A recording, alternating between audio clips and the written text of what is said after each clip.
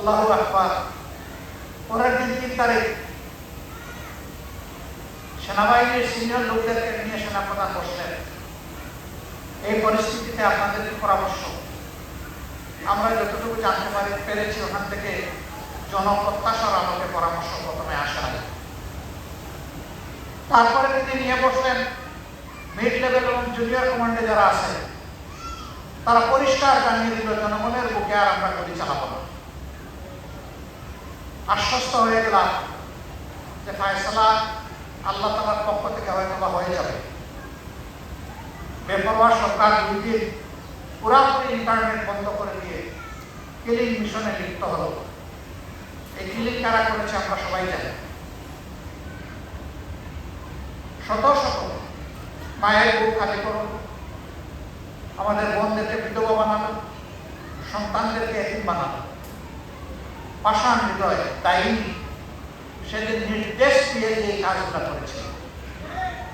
কিন্তু আল্লাহর রহমত, তৎকালীন পুলিশ স্বরাষ্ট্রমন্ত্রী বলছে কি চালাইতে পারো না? পয়সা যেটারে গুলি মারে এটাই পড়ে, বাকিটা তো দাঁড়ায় থাকে, নড়ে না। That was the scenario. প্রত্যেকটা মানুষ রাস্তায় নেমেছিল, আমি শহীদ হয়ে যাব, আমার লাশ ফিরবে, কিন্তু বিজয় হাতে না নিয়ে আমি ফিরবো না, পালাবো। যেই ছেলেটা উত্তরার রাস্তায় পুলিশের দিকে ছেড়ে দিয়েছিল, বয়স মাত্র 7 বছর, আশপাশের সাংবাদিকরা তাকে সামলানোর চেষ্টা করেছে। তাদের বগলের তল দিয়ে সে ক্রস করে গিয়ে পুলিশকে আঘাত করেছে, বলেছে তুই খুনি, তুই আমার ভাইকে হত্যা করেছিস। এই 7 বছরের বাচ্চাকে কারেজ কে দিল? আল্লাহ তাআলা দিয়েছে। ছেলেটা পরে শহীদ হয়ে গেছে। সম্মানিত সুধী মণ্ডলী, এই আন্দোলনে যারা অংশগ্রহণ করে জীবন দিল তারা সবাই ছাত্র ছিল, অনেকের এই বয়সটাও ছিল না, সরকারি একটা চাকরি পাওয়ার কোনো আশা ছিল না। তো এরা নেমেছিল।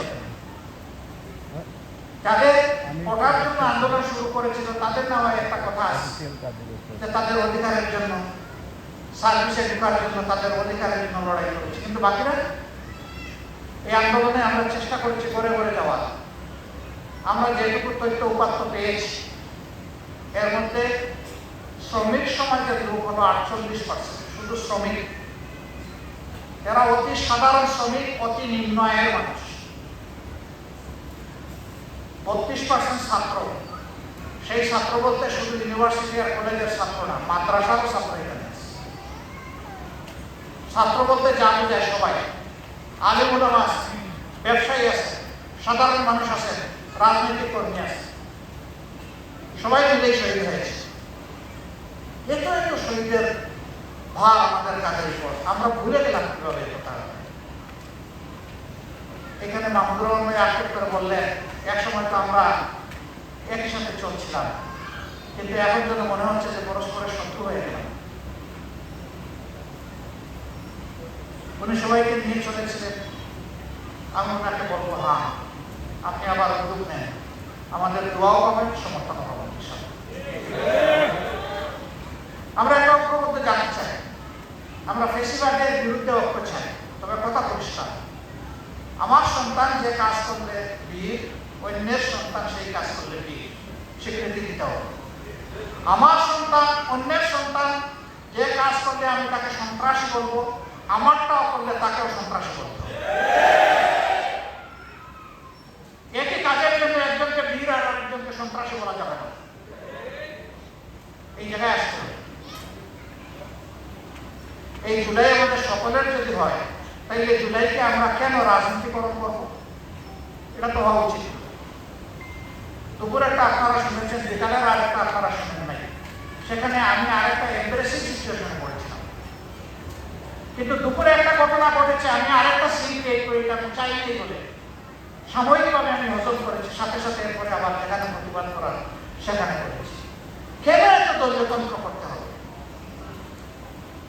এগুলা কিসের লক্ষ্য? হ্যাঁ, তারপরে দুঃখ প্রকাশ করেছেন নিশ্চয়তা দিয়েছেন ভবিষ্যতে এই ধরনের আর হবে না। এইটা হবে না, কিন্তু নতুন আরেকটা যেন চলে না আসে, ওইটাও সামলাতে হবে। আমাদের রাজনীতিতে পরিবর্তন আনতে হলে মনোজগতে পরিবর্তন লাগবে। মনটা বড় করতে হবে, সবাইকে ধারণ করতে হবে, যার যেটা পাওনা তাকে সেটা দিতে হবে, যে সম্মানটুকু যার পাওনা তাকে সম্মানিত করতে হবে। আজকে এখান থেকে আমি পরিষ্কার দাবি জানাই, যারা জীবন দিয়েছে জুলাই যুদ্ধে এবং যারা ফেসিবাদের আমলে পুরো সময় জুড়ে যারা জীবন দিয়েছে, তাদের প্রত্যেকটি পরিবারকে রাষ্ট্রীয়ভাবে সম্মানিত করতে হবে, তাদেরকে রাষ্ট্রীয় খেতাব দিতে হবে। এই দায়িত্ব সরকারের, সরকার উদ্যোগ নিলে আমরা সর্বাত্মক সহযোগিতা করবো ইনশাআল্লাহ। তারা যেন সম্মানজনকভাবে এই সমাজে বেঁচে থাকতে পারে নিরাপত্তার সাথে, তার নিশ্চয়তাই পরিবারগুলোকে দিতে হবে সরকার।